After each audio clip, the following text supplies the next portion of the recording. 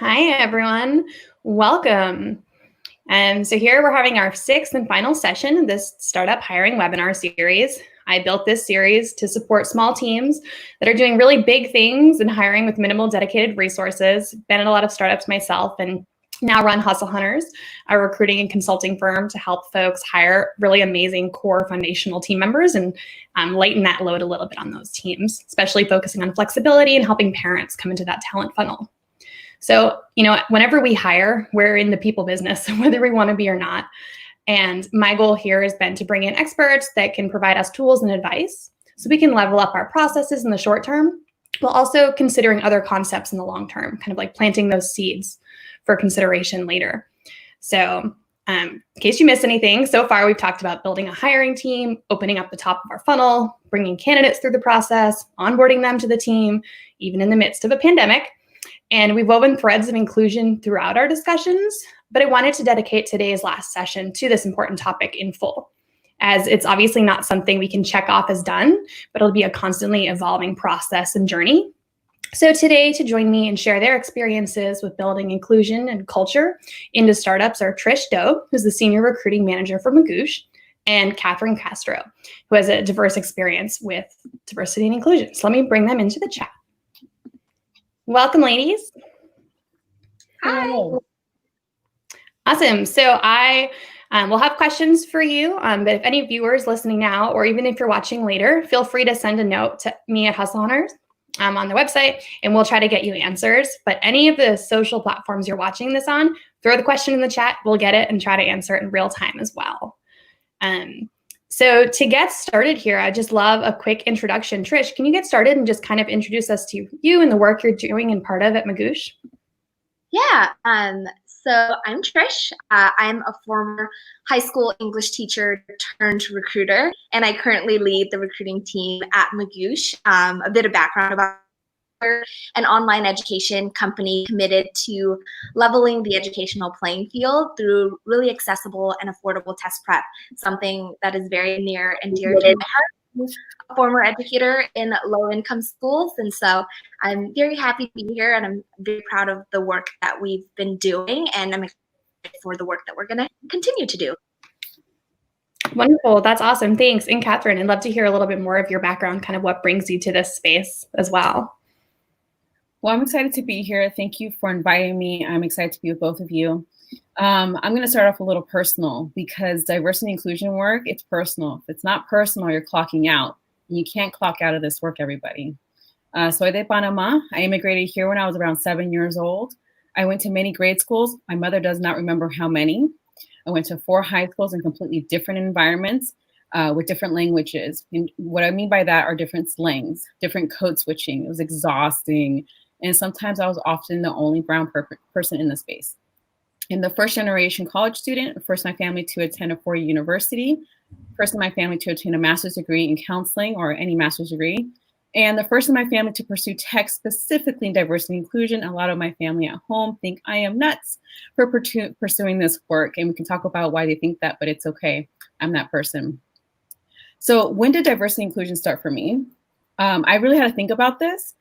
It started when I worked at Starbucks a long time ago. You can check out my LinkedIn profile when that started. And there was no D&I handbook. I didn't know it was a D&I moment. One of my partners, my barista, she was a rock star. I mean, you came in and she had that line going. She had a smile. I mean, like I couldn't hire a better person. And all of a sudden, her work just dropped, which went with my heart because I'm like, what did I do? I'm onboarding her. I'm hiring her. I'm like, I took on responsibility and I became a very good listener and I leaned in with empathy. And I come to find out that people were using the phrase, "That's gay." I'm not going to age myself, but if you remember that phrase, and that was causing her a lot of heartache, and it directly impacted her work. Because I was a good listener and leaned in with empathy and allowed her to be the expert in her experience, I created change immediately with her. Fast forward, I ended up being a counselor at UC Berkeley, where I served underrepresented talent, providing career services with a social justice lens. I can unpack what that sounds like and what that looks like. I loved my work and decided to pivot from developing diverse talent pipeline to figuring out how to retain this amazing talent in the tech space because a student brought me there and a student we both need to leave that space because they wanted to leave their dream job within a year. That's why I'm here. I'm excited to share more of my experience and learn more from you. Awesome. Thanks so much for sharing that. Yeah, I love what you're saying, that this is, you're in the work, and this is deep work, and this is ever-changing work you don't clock out of. That's so important to kind of frame this conversation. Wonderful. So jumping back to you, Trish, the audience of this webinar are early stage startups that likely haven't built out their HR, people, D&I, recruiting functions yet. Can you speak a little bit to the process you've seen at Magoosh, kind of over the evolution of the company, and how you've grown and matured, and at what point you've focused on different aspects? So big question, feel free to dive in or jump in and focus on whatever makes sense to you. Yeah, I think this is a really great question, and one that a lot of startups struggle with. Being in a startup, I know we chatted about you are doing a little bit of everything, and every day feels like a constant struggle of trying to get 10 million things done when you're allotted enough time to maybe do 100 things. So I think the core takeaway for founders is that hiring a people ops person, whether that's HR or recruiting, generally doesn't happen early enough.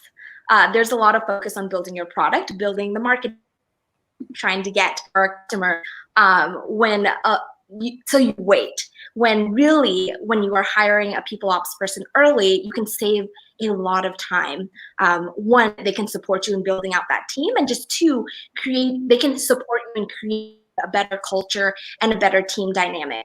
Ultimately, when you have a lack of systems and processes and culture, that results in just many more decisions on a day-to-day basis. That's not only a lot of your time spent, a lot of emotional and mind space that's taking up your day as well. And it can also result in just more employee turnover and just take away your mind space to actually grow your business. I've never been a founder, but I can imagine that it's just very challenging to prioritize. Really, it does set you up for that long-term success, because if you think about it, like engineering, a bad underlying code base, lots of technical debt can hurt you over and over again. And the same thing goes for people. The same thing goes for focusing on diversity, equity, inclusion, and belonging. Luckily for me, when I was looking to join a new company, I knew that I wanted to be in education. I knew I wanted to be in a space that serves underrepresented and underserved communities. I come from an underserved community. I taught in the same low-income community that I grew up in. I was also the first in my family to go to college. I immigrated here when I was 3. And so all of these things, like, I knew that that's what I wanted to work with and work for and work alongside. And Magoosh stood out to me because during my entire interview process, it was the only company that shared with me their areas of growth. It was the only company that didn't just say, like, we are so great in X, Y, and Z, and you should join us because of that. It was the only one that said, we're so great, we're good-ish at these things, but we have so much room to grow, and we're hoping that together we can continue to grow in that way. So Magoosh hired its first people person as employee number 6. And I think that's rare for most startups to hire a people person so early. And I'm very grateful to work with a leadership team that is so bought into the importance of diversity and the importance of building an inclusive work environment that folks feel is fair and that they belong. Because I think a lot of folks, when they talk about, like, or ask me questions about how did you get buy-in for that, a lot of the time my answer is I didn't have to, which is such a cop-out answer. Because our leadership is so strong, and there's a lot of, like, top-down culture. Like, for example, I'm a new mom, my son's a year old. Our team are all parents, and they take time off for their kids, and they're like, I'm clocking out at 2 because my daughter's got a recital and I'm gonna go. I'll send you a video later. Don't email me until later. And that for me is wonderful as a new mom and a working professional barrier. And so I think for a lot of startups, when you're thinking about building the people team, it's really that culture, that process, and you want to do that early. And sometimes it's challenging for startups to, I think, to afford the experienced leadership in that space. And my recommendation, and this is coming, I want to preface it with a disclaimer, in this area, it's an area I'm still growing and learning, and I'm excited to doing that, but the recommendation is to hire someone who is interested in the work, who's devoted to the work, who has that growth mindset and wants to learn and build for your company. You want to hire someone who can build and who's excited about building. Magoosh hired on their first recruiter at I think around 20 to 25 employees. And after that recruiter had left, that's when I joined Magoosh. And now we have over 100 employees, about 35 and 65 remote. And our people team, we have our director of people ops, an HR manager, an office associate, and we also have 2 recruiters, me, my awesome Cole, we have a sourcer, Sarah, and we also have a recruiting coordinator, Michelle. And so it's a very robust team for the size of our company, but we are very much dedicated to continue the work, and we feel like having the capacity and the resourcing is the best way to get there. Awesome. I hope that answers. Yeah, that was perfect. Thanks so much for walking us through those different processes you've been through. And I want to switch over to Katherine, and you alluded to this in kind of your DEI origin story of, having experience with folks who got partway through the recruiting process into the funnel with the company and, then weren't happy necessarily, or didn't feel like they belonged once they got in there. So could you talk a little bit towards like, what does that look like beyond just the hiring process for you? Yes. I like to know before I transition into that, which I will, I want to echo what Trish said. When you're looking for talent, when I used to be on the other end, I used to be your friend, Trish, right? I was like preparing the candidate for you. Looking for someone that is ready to grow with you and like go to bat for you and talk about your company the way Trish just did, like that kind of candidate, there's so many out there. And I also want to add, make sure you're creating the structure to retain that energy. Because that gets when you're someone that's putting yourself out there, you join a new team, it's a startup, and the structure might not be there, but maybe there's some. So I don't want to go too deep. So that's one of my answers, but I want to say, how are you welcoming them? How are you retaining them is what I'm going to lean towards, which goes into my answering my question, right? So how I'm understanding it, let's say the diverse pipeline happens, the funnel happens, and then yay, the candidate is in. Then what? Is that correct? Mm-hmm. Okay. Yeah. I'm looking down because I have notes. I'm a huge talker and I want to make sure I'm giving the golden nuggets to you. So I have number 1. This is a very vulnerable thing for me to share with you. You're all lucky to know Nikki. I trust Nikki. This is why I'm sharing this vulnerable stuff. There's something called crabs in a barrel syndrome. Have you heard of that? Well, I only see 2 people, but no. Where, there may be folks that because there's not enough positions of leadership, for example, for a Panamanian woman in tech, if I'm feeling that social pressure and there's another person that's also Panamanian, never happens because there's not many of us, but if we do, I'll be friends with you. It could create an environment where instead of we're supporting each other to move up, we're instead pulling ourselves down. And that's a type of environment that you don't want. So some of you might be listening and saying, of course, we don't want that. Like, well, what are you doing to prevent that? What are you doing when you witness it? What are the one small times that you're letting go? Because that one time you're letting it go, you're perpetuating that behavior and you're allowing it, and it tarnishes the culture. This is me from personal experience, witnessing clients go through it, and me advocating for other people that I've seen happen to, or they're doing it without even knowing. The other piece I want to talk about is the onboarding experience. If you don't know my background, I came from X the Moonshot Factory. Very grateful for that experience. And I've learned from experience and working with clients that onboarding means different to everybody. There is no working definition. In my interviews, I asked, will there be an onboarding process? Will you allow me time to get used to this amazing, crazy place? And the answer is always a head nod that I'm saying, yes, of course. But what I'm learning and what I'm teaching you to help your candidates is get specific. If you need that candidate to onboard in 30 days, you need to say that. If the candidate can onboard in 90 days, please say that. If the candidate says, you know what, they have what Trish is looking for, they're excited to build, they're an amazing candidate, like you cannot find another candidate, can you negotiate that timeline so that candidate feels supported? The answer is yes, they'll do fine. All right. The third piece is this mental health. Oh, the big M word. People get very scared about this. I've heard a lot of people suffering in silence. Where did I hear these stories? Through clients, speaking on panels, going through my own suffering and asking for help and support and getting that support and love, but then hearing pros and cons. I felt supported, but the con is there was way too many stories that I heard. And the challenge is people will take a leave to take care of themselves, but then what is the environment doing to welcome them back? That's something, so I may have more questions than answers, but if you want to bring me on board, let's come up with these answers together. Because that's that brings me to the other point.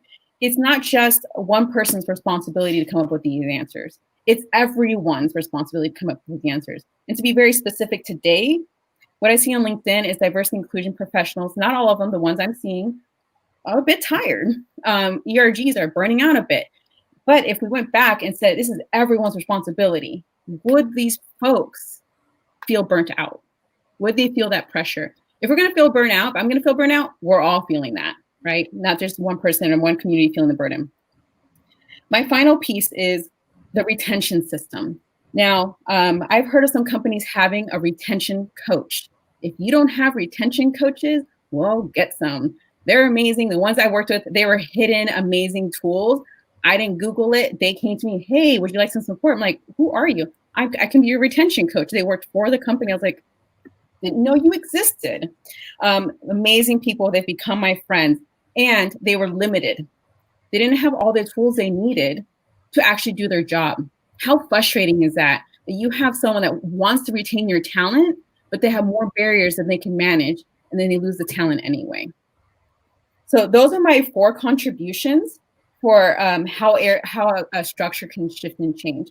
And I have one more piece. What I noticed is a lot of people are asking, a lot of companies are asking or welcoming people with non-traditional backgrounds, but they're treating them in very traditional ways. So if you're bringing in people from non-traditional backgrounds, I am a person with a non-traditional background. I come from counseling and empathy, and now I'm trying to work in diversity and inclusion. I'm a strong candidate. I'm not egocentric. It's just I'm bringing in talents. I think we could really help each other out. But if I'm bringing non-traditional background, what are you doing to help me thrive? What are you doing to help me feel like Magoosh? I'm going to Google Magoosh right after this because of how Trish spoke about the company and how she is smiling and talking today. So those are my responses to some areas that can help with that sense of belonging. If we have more time, I have a chart to share. Yeah. Is this good stuff? Yeah, this is wonderful. I feel for people's energy and I can't see you, so hopefully this is good for you. While you're pulling that up, I do have good news for everyone listening here, whether it's on replay or live, is that Magoosh, as far as I know, Trish, you can confirm, I think are hiring. So if anyone's looking to get into this great company, that's an opportunity for you. And then Katherine is ready for her next project. So if you love what she's kind of working through here, bring that into your team. You can definitely reach out to her. We'll make sure to put her information up too. So, all right, to your chart. All right, thank you. Oh, that was very kind. I was just joking, but also serious, I guess. So what you're seeing in front of you is not mine. I'm providing it for you so you can Google it later for yourselves. This is by Vincent Tinto. A lot of my academic research before I went to UC Berkeley was based on this structure. What you're seeing here is an academic system. I know what panel I'm on. I'm not that tired, but I want you to show you this because I think this structure can be for any organization. Very quickly, at the left side of this chart, in case you're unable to physically see what I am seeing, it's showing what a candidate comes into this institutional with. So what background they're coming with. Trish and I are first-gen students. Right, Trish? Like we're both coming with that type of family background. What I'm not coming in with is I don't know many people to go to say, hey, how do you survive your first perf in tech? I don't have many of those resources. Individual contributions, what talents you bring, your schooling, etc. Now, how that person decides to go into the institution, their goals match with the company's goals, or in this case, the university's goals. Are you with me so far, my panel? Okay. Yeah. Then we'll go to the next section. Now, I know you're seeing great performance. I don't want to trigger anybody. School wasn't my most favorite thing, but you have great performance and intellectual development. And then right underneath that, you have peer group interactions and faculty interactions. Now, in my studies, and I believe this to be true based on the work I've done, if a person comes in and they don't have any attachment to people, they're not making friends, they're not finding community. One recruiter called it extracurriculars. It's not an extracurricular. It is needed for that candidate to feel a sense of pride and success and community. When they have that connection with people, guess what? They're going to do better work. I mean, according to Tinto's theory, from the practice I've seen and my own personal experience in my career, when I'm connected with people, it retains me much longer. Don't worry, the good work will come. And in terms of departure, I think there's 2 types of departure. Here it's just one type. There's bad and good departure. Bad departure, well, I don't know if I'm going into that. Y'all can Google or you know it. But good departure is they left, like, for example, I left UC Berkeley because I was curious, because I love the environment, but I want to see what else is out there. So I hope you can pull up that chart and perhaps dissect it. What areas from that chart can we enhance our own structure when we're talking about inclusion and belonging? Yeah, that's so important. Thanks for bringing that up. There's lots of blind spots for someone that hasn't had that personal lived experience of times that someone would definitely not feel supported. So thank you. Mm-hmm. Good homework for everyone. Hopeful everyone gets a passing grade as long as you try. So we're good here. Yes. Wonderful. So some of these resources that we've discussed, I wanted to kick this over to you, Trish, around like, when are you big enough? When are you big enough to have an ERG or a special resource group, or to bring in, a retention consultant? Speaking, mostly to our audience of very small teams, Yeah, thank you.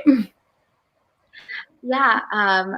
Before I get into this question, I just want to +1 and really emphasize Katherine's point of creating that sense of belonging and like the non-traditional background. I think when you are hiring, it's very easy. There are like 4 areas that you're looking for. Skills is always the one that's so heavily rated and valued, when in reality, skills is the easiest thing to assess. Can you do the job?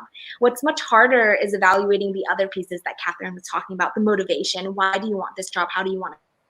The fit, not only fit in terms of like the fitting into the culture or adding on to the culture, but also managerial fit, but also what are the gaps on the team, and how does this person add on so that we can build a more diverse team. And then the last part, I think that is often overlooked, is trajectory. Not necessarily I have 5 years of recruiting experience, so I am qualified for this role, or have I come as a person, and how hungry am I to keep learning and growing? And sometimes that trajectory can mean so much, and really motivate a candidate to, again, what Katherine mentioned, go to bat for you. So I just wanted to echo that, and really appreciate you sharing that. And I wanted to share there's a huge pro to this. If you find a candidate that's a good fit and they're able to find community and feel a sense of belonging. Now let's say, because things happen, we can get along, but maybe we just we're working differently. If they have a mismatch in management or team member, etc., you have another opportunity to retain that person. Now, isn't it more affordable? This is your area of expertise. Isn't that more affordable than going back out there on LinkedIn and finding new people?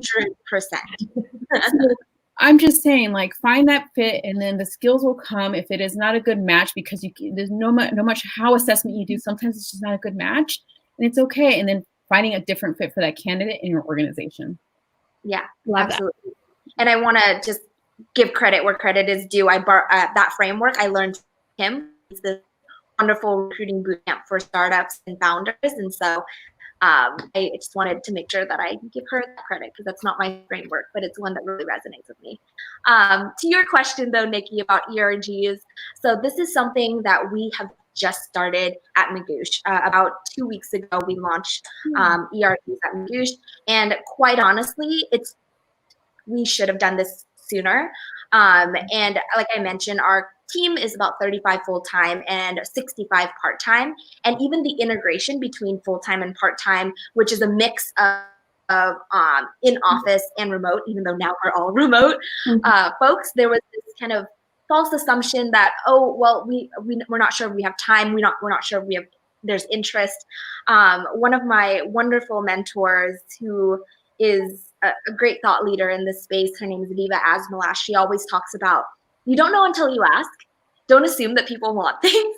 you need to ask them what they need and what they want and how you can support and uplift their voices. And I think that is with ERGs. You are big enough when there is a need. When your employees want it, you are big enough. So it really, there's no like prescriptive formula for when that is the right next step, but really wanting to be in tune with your teammates and understanding what their needs are and how you can support and uplift their voices.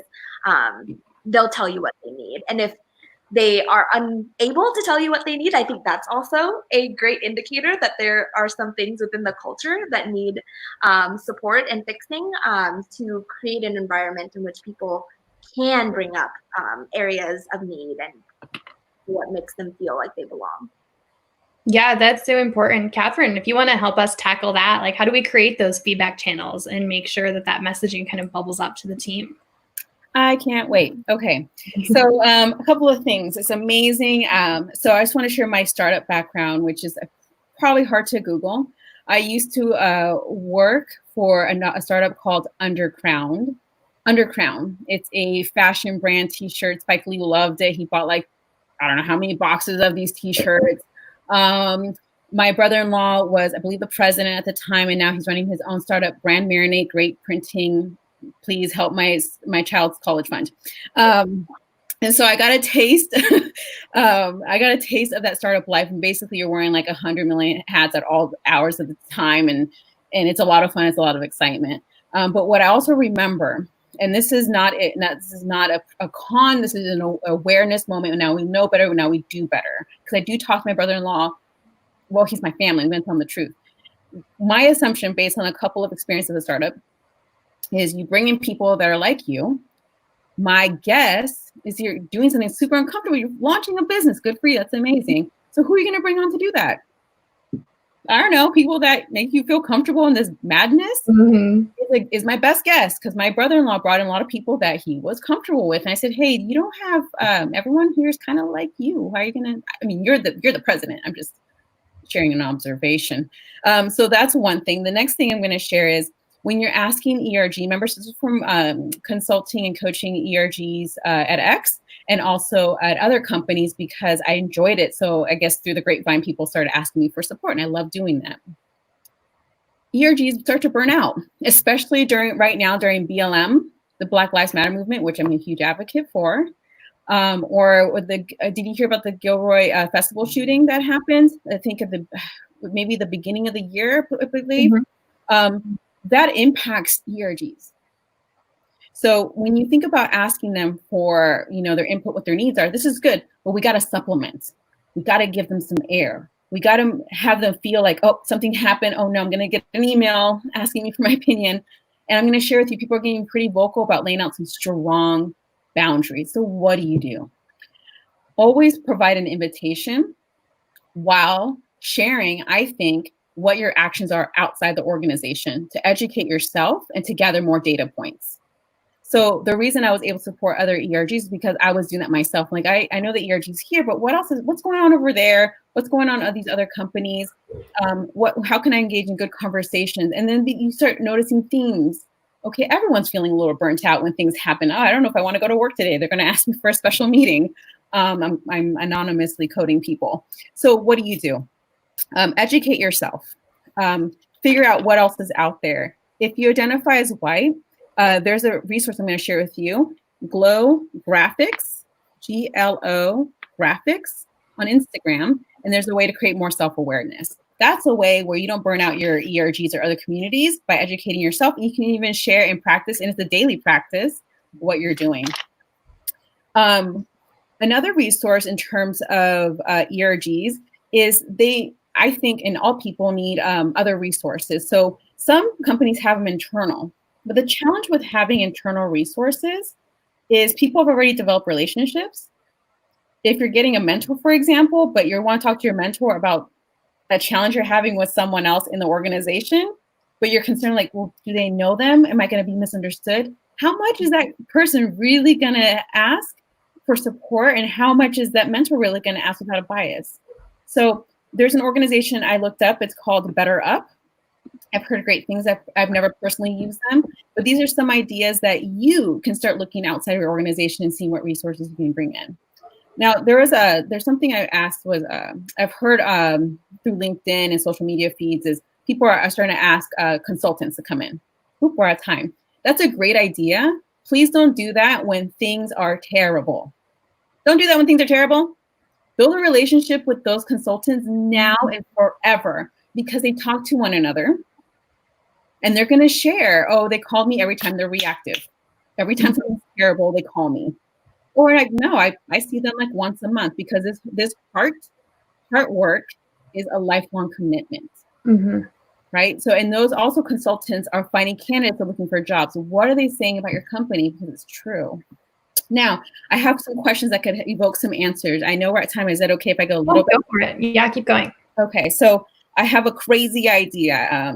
I have not launched it. If you want to do something with it, you want to call me about the idea, cool. So have you ever been asked, how was your day at work? Yes. When it's fresh, are you filtered, or you're like, oh, it was okay? No. When it's fresh, you're honest. So I wonder if we had an app for that, and it asks you, how was your day, Katherine? Every day. Every day. I wonder what kind of data you can capture like that. And it can be very simple. It was bad, what made it bad? It was good, what made it good? And tie it to diversity and inclusion. When you're gathering that data that frequently, I think there's a way to anonymize the data. Now, data is an area I'm trying to enhance in my life, which is why I sound like this. I'm still learning in this area. But I wonder, if you have a small team, how do you keep that data anonymous? Maybe more frequent interaction with that data. How do you, when you're gathering the data and information, when you're asking these questions, how do you protect the employee? If they're sharing something super vulnerable, are you having a disclaimer? Hey, I'm just letting you know, I'm gathering this information. This is not going beyond me and you. And when I put it in my notes, it's anonymous. Are you saying that so people are comfortable before you ask these questions? The next thing is, how are you rewarding these people? And some of you are like, Katherine, we don't have money. I'm like, you have it. You have it. Be creative. You got it. How are you rewarding the people that are giving you that golden information? I'm telling you, is it more beneficial to you to compensate your employee, or to pay an external contractor? I don't want an answer. I'm just saying, if you have the funds to contribute, where do you want to put it? Or maybe it's both. Because people are starting to ask, people are starting to be resistant. I'm not getting paid for this. And some of you might be thinking, but Katherine, don't you want all of us involved? I do. I also want to be compensated for that hard work, emotional labor, constantly being emailed. And it's not my job. It is my job, but in terms of the other people that you're asking, right? And then what's the model that you're displaying, and what actions are followed after that behavior? So for example, sometimes you'll get information that's spoken in an angry tone. Is that person shunned? Is that person asked again? Are they rewarded? Are they encouraged? Or are you allowing them to be isolated? So because we are all watching, it only takes that one time for that bad behavior, that type of model behavior, for candidates and employees to think, I'm not going to say anything next time.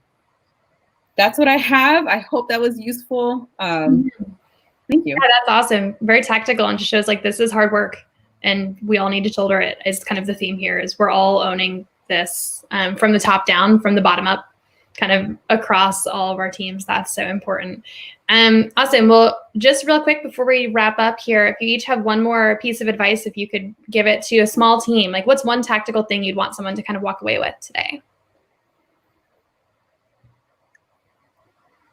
Trish, go for it. I think for me, it's prioritize people, especially when you are starting out. It's very easy to be hyper-focused on the metrics, on the product, on your user acquisition, on the code base. But the people make the product, and the people make the product great. And so prioritizing them and prioritizing them early will pay dividends. I love that. And that's something we can kind of all get into place today as we're thinking of that as people leaders. Awesome. And Katherine, do you have some advice for a small team there as well? I have a wish. I think I've given you plenty of advice. I wish, and it's hard to share this because as my lovely panelists have mentioned, I am looking. I'm going to share something very vulnerable. I'm going to go a little deeper. I wish that companies would understand that this is a lifelong dedication I have. but it doesn't mean that I don't need a vacation too. It doesn't mean that I too don't get tired. And part of my filtering when I look for different companies is, how will I be treated when I need a break? Who's going to be there? Can I call in sick? Like, can I? So I do look for organizations where it's not the Kathryns show. Well, like right now, I won't share who, but there's a company I'm interviewing with this week, and they have 5 D&I program managers. 5, I'm so excited. And they're from different locations. But you know what gets me excited? I have 5 friends in D&I, 5 of them. And I'm thinking to myself, I have 5 opportunities to brainstorm. I have 5 opportunities to like ask for support. Yes, I'm gonna ask the whole organization, but it's these folks' jobs. They're getting paid for it. And that gets me so excited. The roles where it's just like, oh, well, we don't, we're starting off with your role first, then we'll see what happens. I'm just thinking, well, the work is one thing, the hard stuff, the skill base. The other part is like, wow, during a pandemic, I'll be by myself. So I want you to think of what are creative ways, if you're going to create that role at your company, how is that person going to feel and actually be supported once they walk in that door? Well, metaphorically, the door. Yeah. Oh, no, that's huge, because that's kind of where I think a lot of these companies are at is, what do we do now?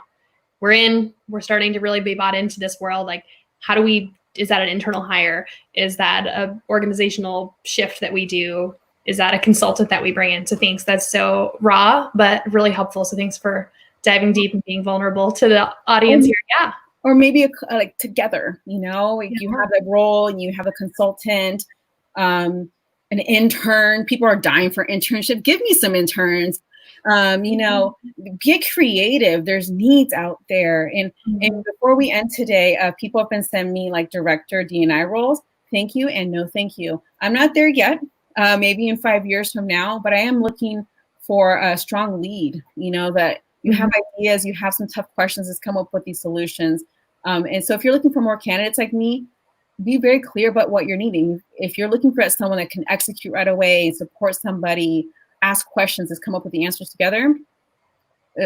I'm curious to see how your recruiting will be if you are very clear with that.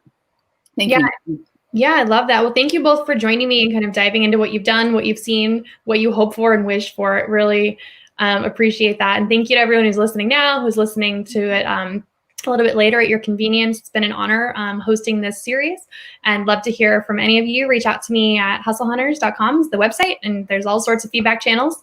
My background is in sales. You can't go more than 2 inches on the website without having some sort of way to get to me. So awesome. Thank you all, and have a great Tuesday. Thank you, everyone. Thank you, Nikki. Thanks, Katherine.